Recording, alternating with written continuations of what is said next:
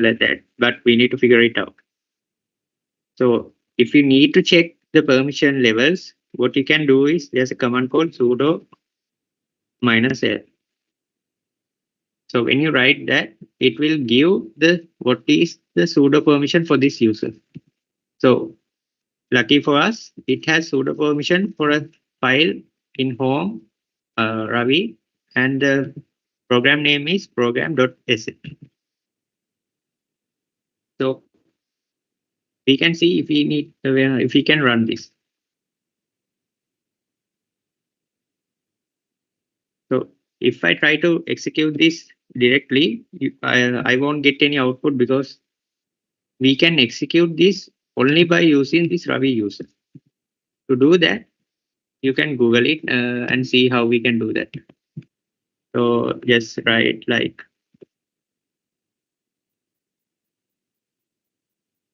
how to execute another user. So the Google again give us a command. So here's an example. It says us to use sudo -u and the username. So we can try that. So the username is Ravi from here, and the program is this.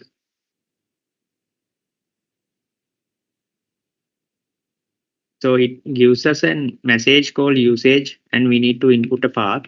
So we can try that.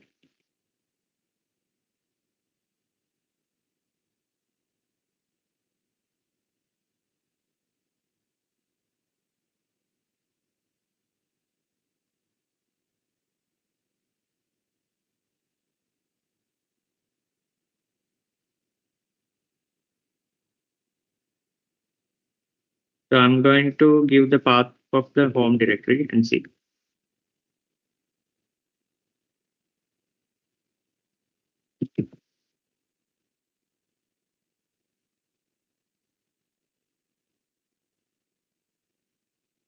We didn't get any output.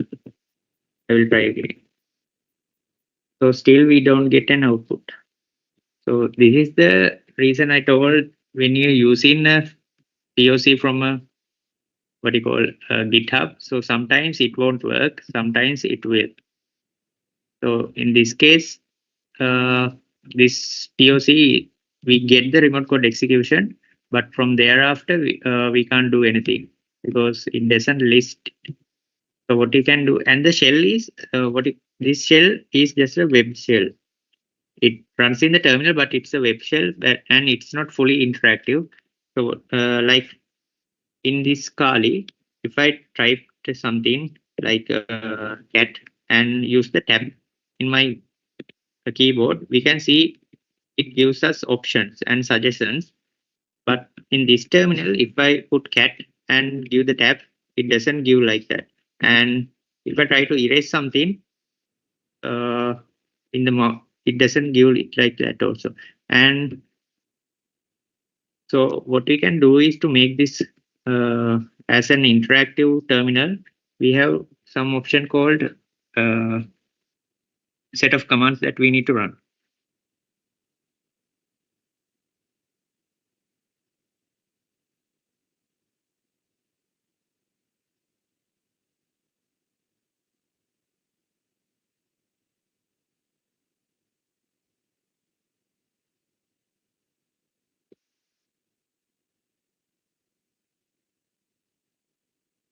So we can Google that as well.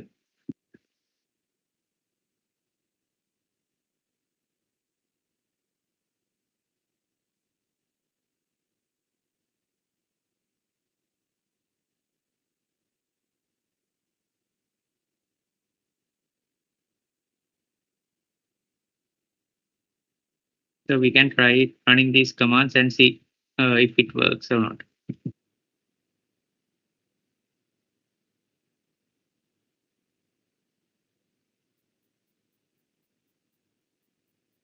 Now it seems like we can list the home directory.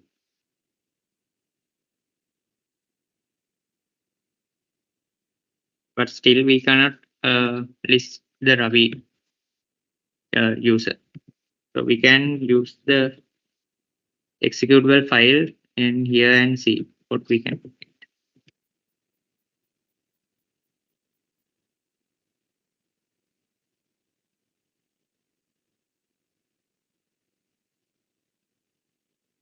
Now you can see we get an output. Previously we did not get any output.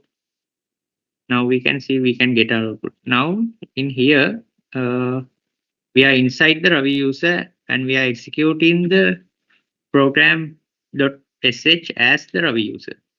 So we have permission to his directory. So if I go to my terminal again, you can see there's two users. One is Jira and other one is Kali. If I try to go inside the Jira user, I don't have permission for it because I'm not Jira. But if I try to go for Kali, I'm able to go inside that directory because that is the Kali directory. This is like basically the desktop and the documents that we can see in Windows machine. So that is their home directory. So only the user can go inside that. But because of the vulnerability in this permission, we can execute this program as Ravi and check inside this directory. And we can see there's a text file called user.txt. Most of the CTF, even from other TTF platforms, if it is a root to root machine, we can see the user flag inside a user, which is called as user.txt. And the root flag is inside the root directory. So I'm not going to cat it. You guys can try it out. And what you can do is we can see we also have the what you call the program.sh and see what type of program it is.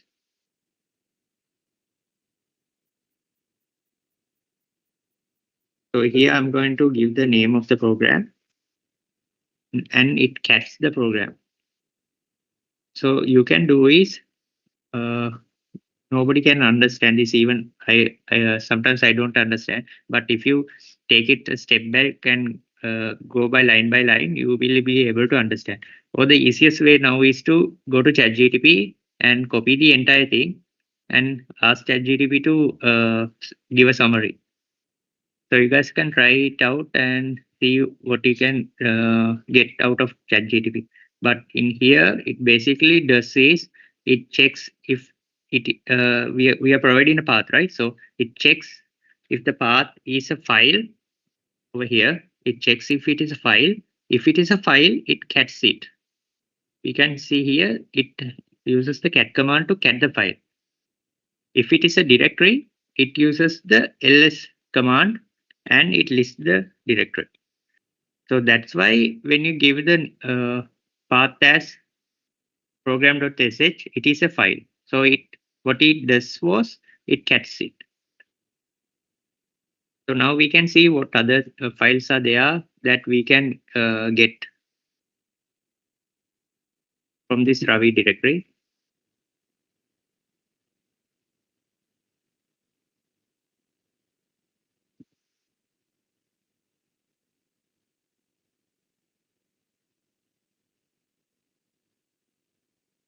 We can also see there's a .ssh hidden directory. So we can go inside and check. We can also Google it, what it is. So Linux. So here we can see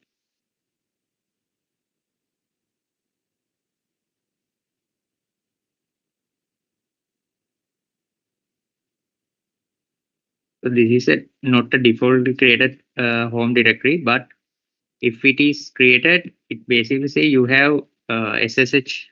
You can SSH to the Linux machine using a private key.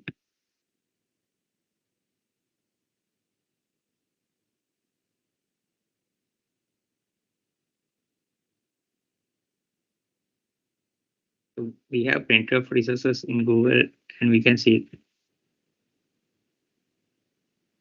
Here, this is how we can use the private key to SSH to the machine. So in this case, if you try to access the machine, you can use SSH, and the username is Ravi over here, and give the IP, or you can give the domain name. I can get the domain name from over here.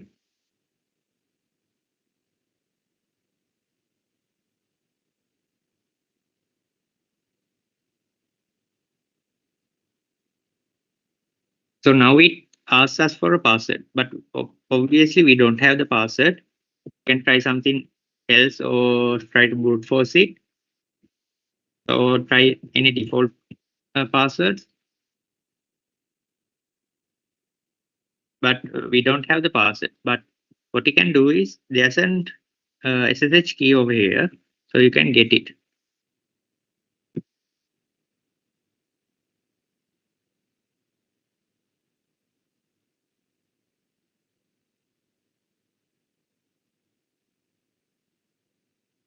So what I did was, I provided the .ssh folder, and it lists what are the files.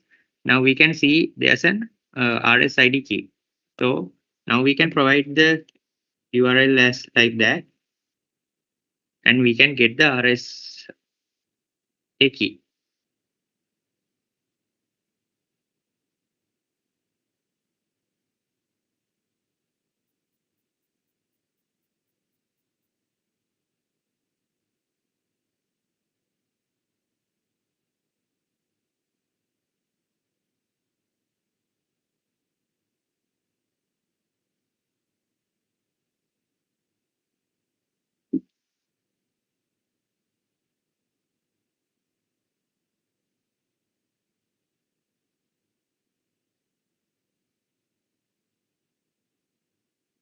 That much. Give me a second. I think something went wrong. Okay, fine, Raidu. I'll carry on from here. So you'll join when you can. So when we going through these sessions, we just pass the steps such as enumerations, lateral movements, privilege escalations on upcoming of the session.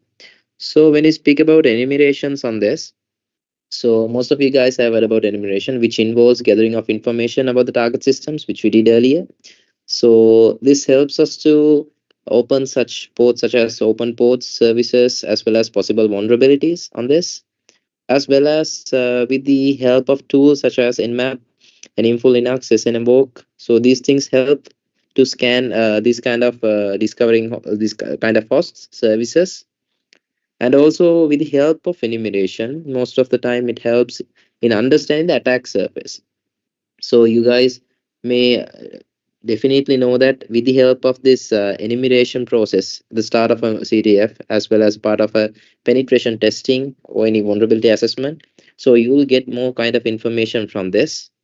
So as a foothold within the CTF, you get the idea that how we can refer to gaining initial access to the target system, as well as this often helps in exploiting vulnerabilities or misconfigurations. So for this, actually, we can use tools such as exploitDB, that means Metasploit, as well as web application scanners, 𝗏𝗏𝗏, Acunetics, and some social engineering tactics are there based on the scenarios that you have to work on.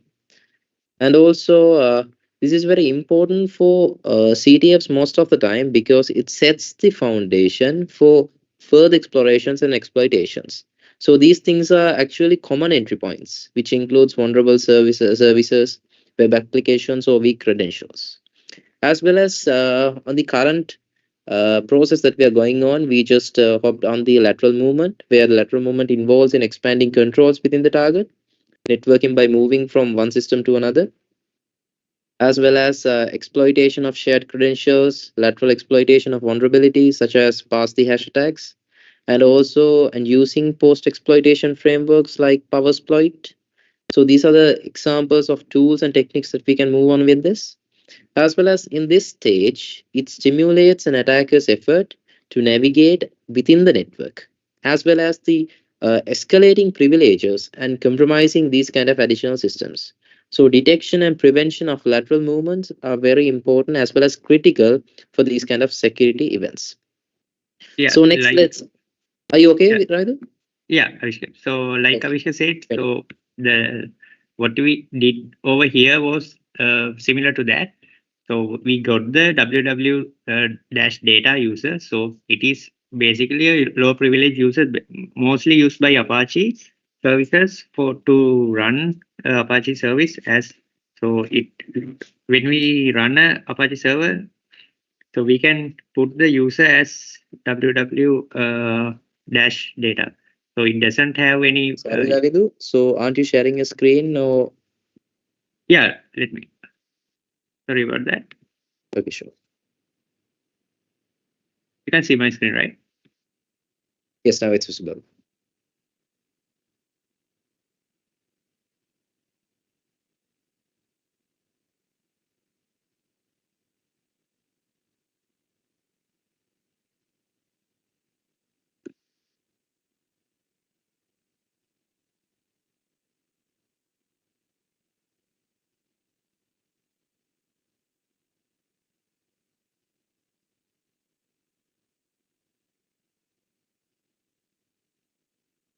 So we can try the exploit again and check it out.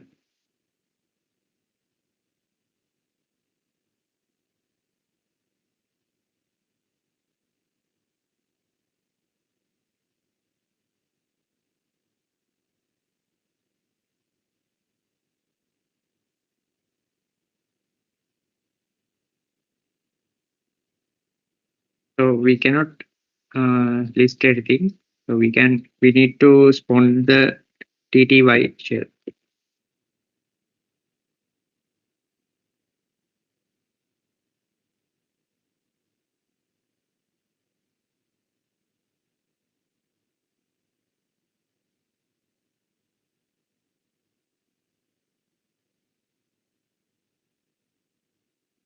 So these kind of tactics you will be able to learn by what you call playing multiple CTF, because even I don't have the experience. Like the first time when I tried a CTF, I didn't know what to do. So you can try different commands and see what happens. You will be able to break the machines or get the flag. So it's a learning curve.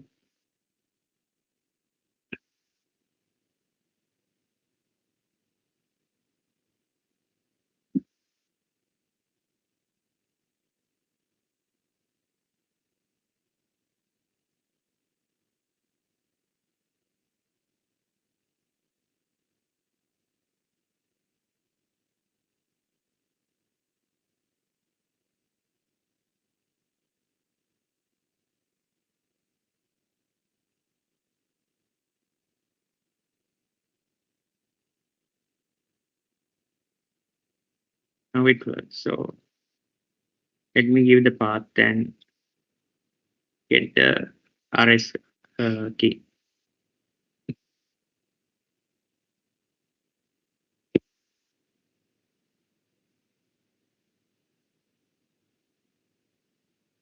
So the path was we need to go to the home directory and Ravi user and .ssh and provide the file name, which is ID RSA. Doesn't cat again. Let me try something.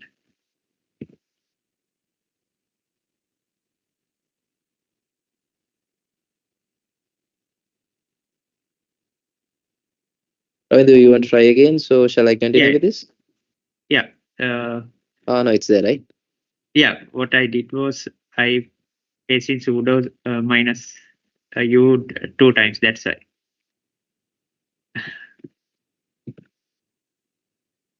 So simple things can be a headache. That's so you can copy the private key.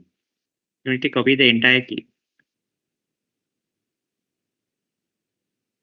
which is from over here to over here.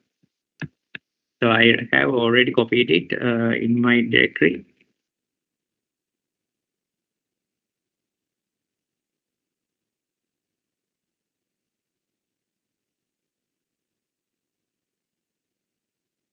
So this is the private key from that machine.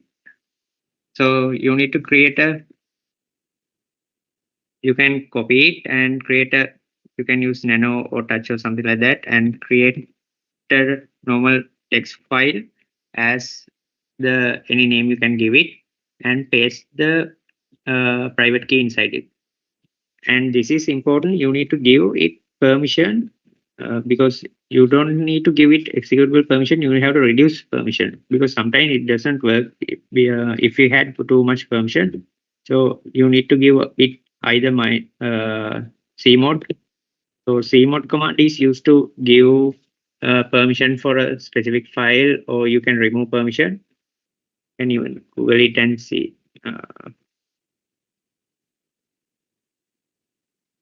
So here it is used to modify permission and access type in directories and files. So cmod 400 is used to reduce the permission. You can check that. So the user only have read permission, so no write permission. So sometimes the private key requires that. So you can check what kind of permission here. See, because it has 400, so it removes the other permissions. So it will be another session to learn about Linux. So hope you guys learn about Linux because most of the CTF are built on Linux platforms, and even in real world, most of the applications are running in Linux. So once you give the appropriate permission, we can SSH using the private key. You can also check how we can do that.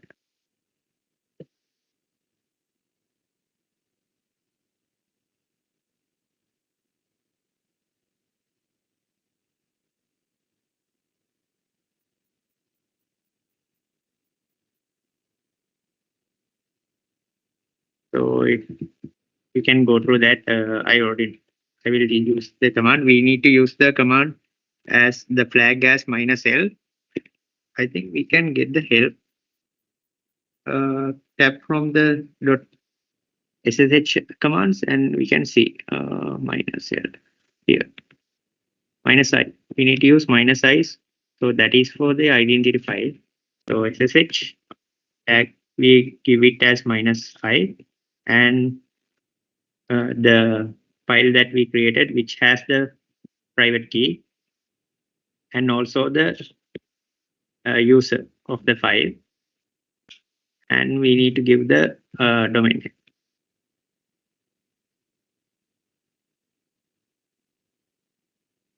Remember to only give the domain name, you don't need SSH. Now you can see we SSH inside the Linux command, the Linux machine that is running this cyborg website. You can see command called who am I, and now we can see we are the Ravi user. And if I ls, we can see we are in the directory which has the user flag and the program.sh as well. So from here, we need to do a privilege exploration. So to find vulnerabilities in the inside the Linux machine, there are some tools as well. So one tool is called as linpiece.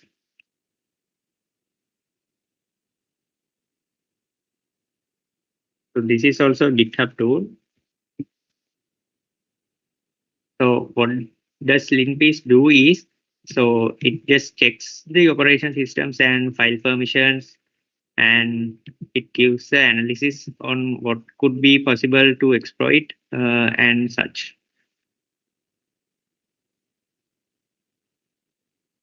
So this is the tool.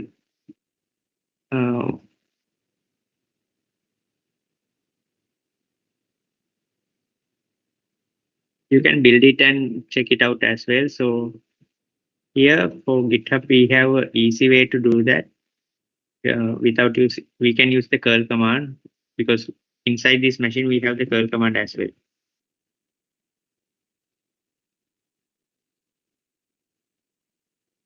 So it download the GitHub linpiece and it ran it through the sh permission. So now it's doing a scan inside the Linux machine and trying to see if there's anything that we can exploit.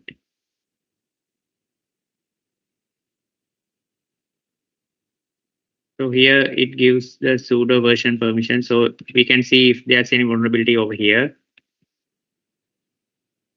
And it gives us the operating system information. So this is running Ubuntu.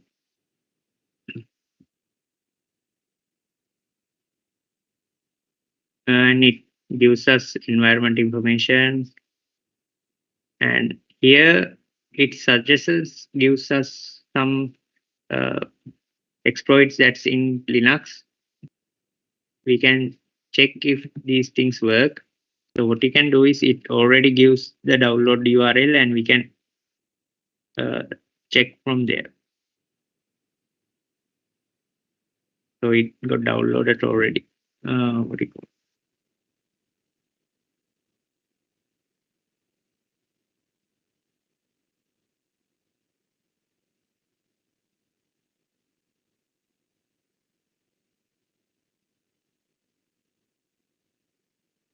So this is a exploit that we can get used. We can try it out to see if we can get a privilege acceleration using this.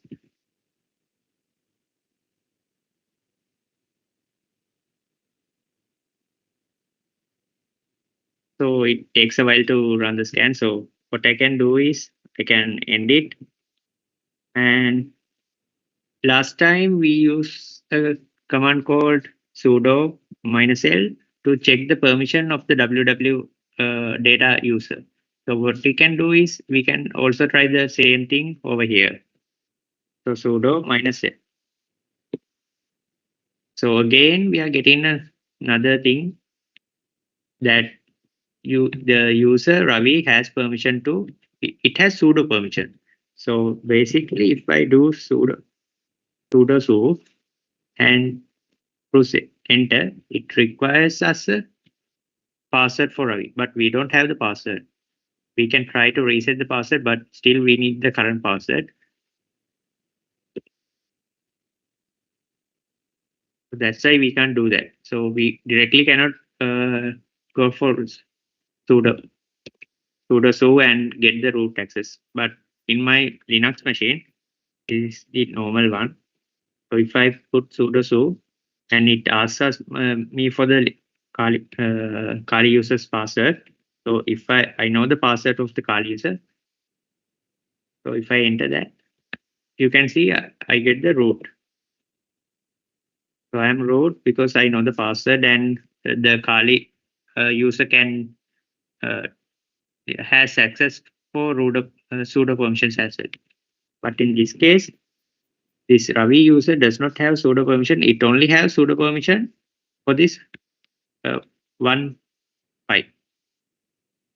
So in Linux or in Kali, if the file is inside this USR bin, it is what you call a binary program. So when I hope you guys know how to install the application in Linux. So you do sudo and apt and install and the file name.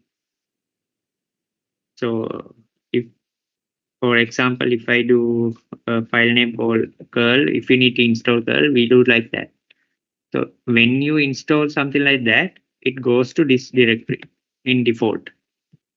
So what this says is you can also copy this entire thing and go to ChatGPT and paste it, and he will tell you what is happening in over here as well. So it has no password, so we don't need password, because if I try to enter normally, like sudo, let's say curl, it asks us for a password. But if I put sudo nano, it doesn't ask us for a password, it just automatically opens nano. So nano is a tool that is in Linux. So that is like a notepad in Linux.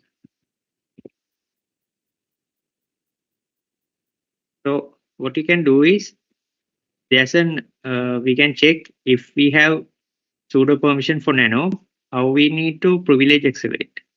So we can Google that as well. Nano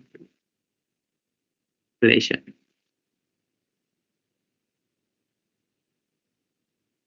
So this is a great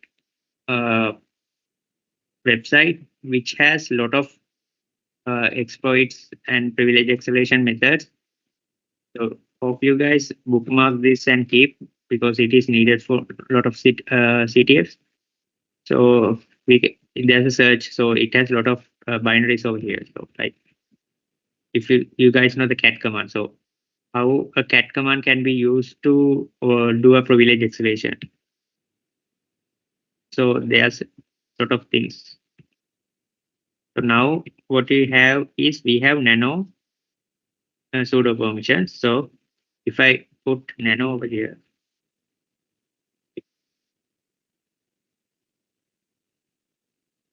and what we have is pseudo permission. So the function is pseudo.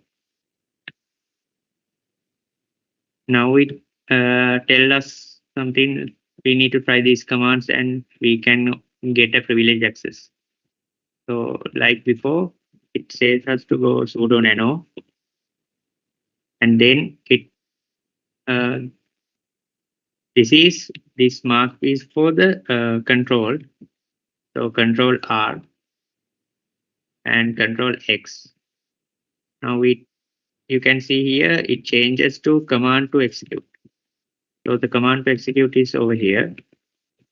So we can paste that and put enter. And hope you can see, but there's a percentage mark. So in my normal VM, you can see the dollar sign. That dollar sign means that it is a normal user. And if I go to root, you can see the percentage mark. In here also we got the percentage mark. So let me clear the screen and put as who am I. So now we are root. We are root inside the cyborg machine. Now we can go to the root directory, which has the root flag. So now we have access for the root flag as well. So those are the two flags that you will need for the complete of this machine in our hashx. Let me share the screen for the hashx site.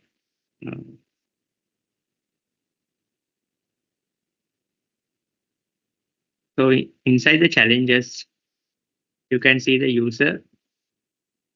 In here, you will need to put the user flag, and for the root, you guys can put the root flag. So this challenge will be live till tomorrow 6 a.m. So hope you guys learn something and you can try it and see if you can get full access of the machine as well. So anything you need to add, Davshka? Yes, Ravindu. I hope that everybody just got how to do this, as well as the places that you left over. And if you have any questions regarding this, you can just directly drop any emails regarding this to Ravindu, or any other contact points you can contact. And yes, Ravindu. So for this machine, of course, there are some plans regarding this for the first three places, right? Yeah, we will be giving you guys a certificate for the first three places. So we already have the winners. And I would like to share the write-up for the machine. So Okay, Ravindu. So it's better we can share it after the city is over, right? yeah, we can share it after the CTF. So Okay, we'll share it after the city is over. And also, this is our first machine actually, which are releasing from hashx, as well as upcoming machines are there after this challenge. So for the first three places, we're gonna give a certificate, a digital certificate as well. And also you'll get some swags and also some gifts relating to the prizes that you're getting on this. So make sure you guys are playing this CTFs with us. And also, I think the entire crowd who's participating today is also participating on the CTF that we are having on physically at the premises. So if you have any questions regarding the event, you can just bring it up.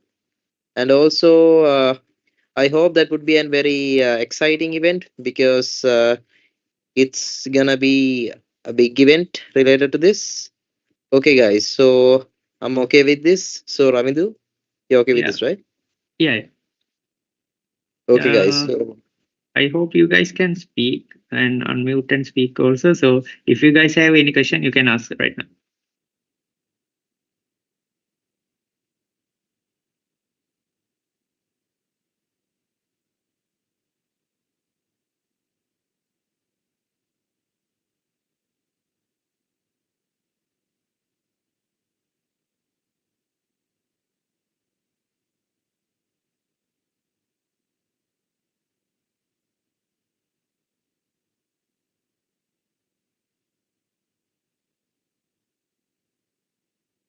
Thank you.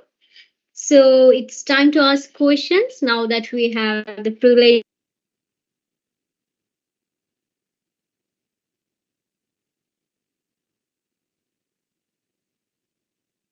of cybersecurity, CTF challenges, or anything else related to it.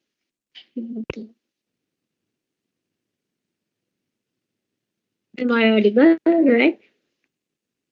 So, if you have any burning questions about cybersecurity, CTF challenges, or anything else related to tonight's topic, please feel free to type them in the chat or ask them yourselves, and we will do our best to address them.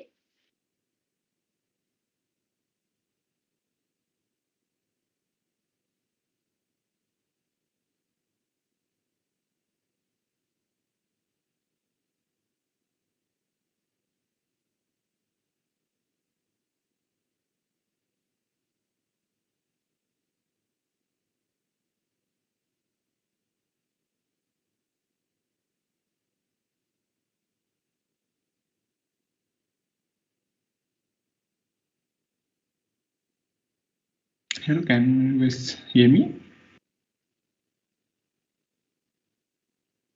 yes, please go on. Okay, so I am a school student and I'm a total beginner.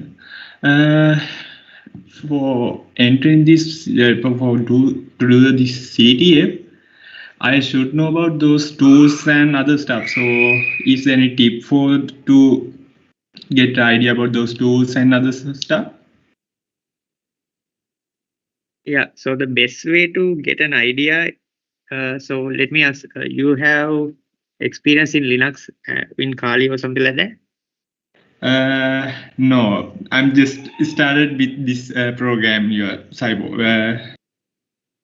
Yeah, so that's cool. So what you can do is download Kali and you can install it in a VM.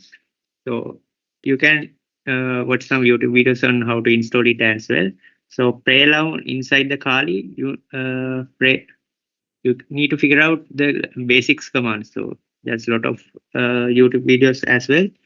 So once you are familiar with Kali, you can start exploiting the easy CTFs from there's a lot of platforms as well. So hope you're participating for the Cyber Shield CTF as well. Yes, Ravindu. Regarding this question, actually, you have much and more sources out there, and also it really take the experience when you come up to this. So as a start point, you can just surf the internet as well as find these kind of informative things within YouTube videos, and also you can get tips from us if you want. We have our own community groups too, so we'll make them public soon, so you can get the access from those also. And also there are some learning parts for you guys if you're learning from the beginning, and we'll also let you know about these kind of things. And yeah, if you have any questions like that, you can just bring it to us.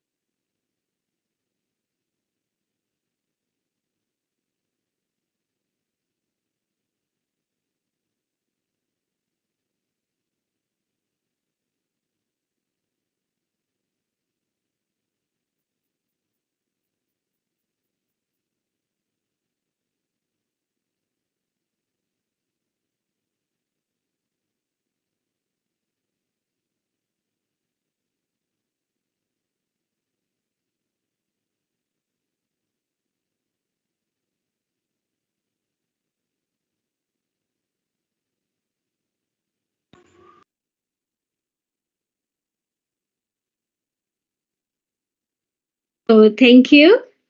Seems that there are no questions.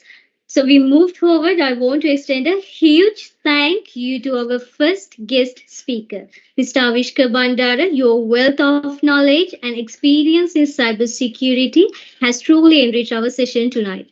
So your dedication to shaping the future of cybersecurity as evidenced by your roles in various cybersecurity organizations and your practical experience at HashX is inspiring to us all.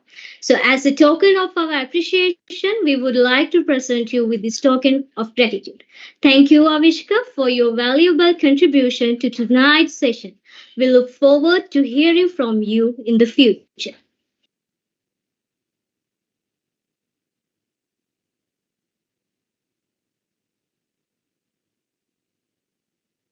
Good.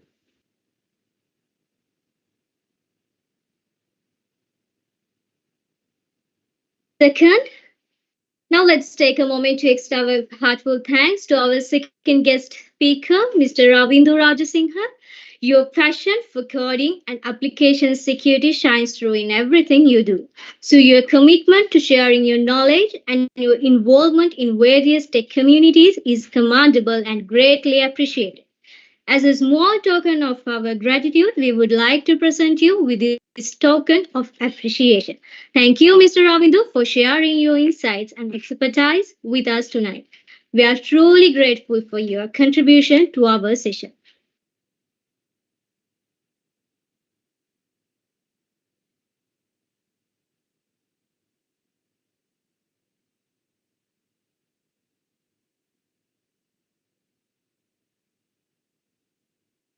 So exciting news, participant. Gear up for the upcoming Inter-University CTF Challenge. Registration closing on 4th March. Limited teams are applicable. Don't miss out on the action. Scan the QR code or visit the link to secure your spot. Get ready to test your skills and dive into the world of cybersecurity challenges. Stay tuned for an unforgettable experience.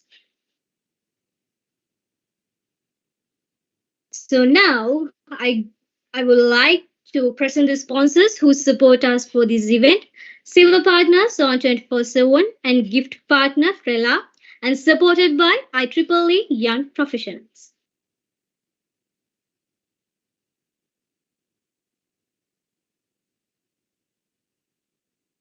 So we are delighted to share that CyberShield 3.0 has progressed to one semi-final chapter before proceeding to the final stage of our CTF challenge. Our event spanned from December, successfully conducting 2 sessions within the span of 5 days across December and January, featuring around 6 speakers for 1,000 plus participants from all island school and undergraduates. We have hosted cybersecurity career guidance sessions and a cybersecurity workshop series. Embark with us on another adventure, inviting all undergraduates to register for the CTF challenge as registrations are now open.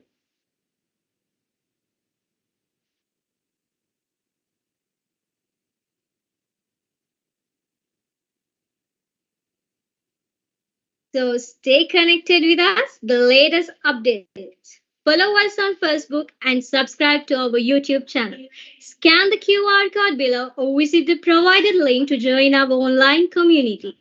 Don't miss out on exclusive content, live session, and more. Your journey into cybersecurity starts here. Let's explore together.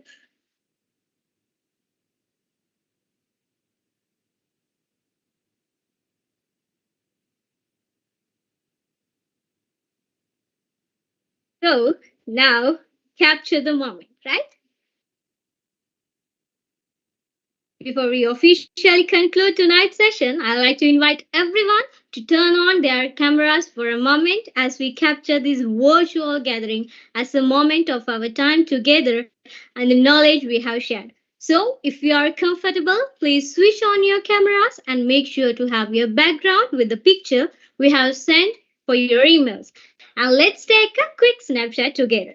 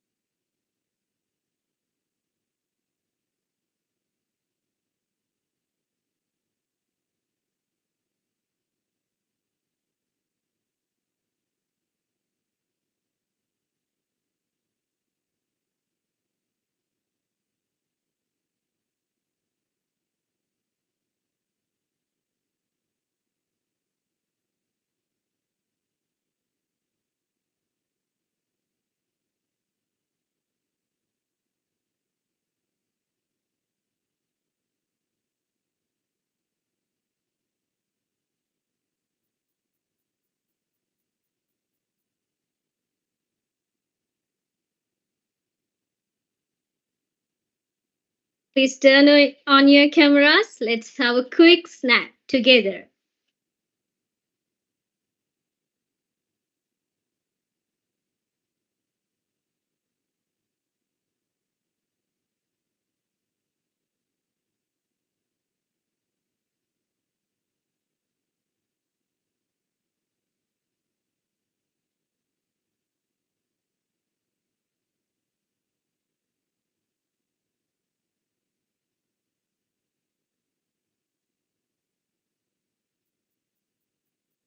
Everyone, come on. Let's have a quick snap.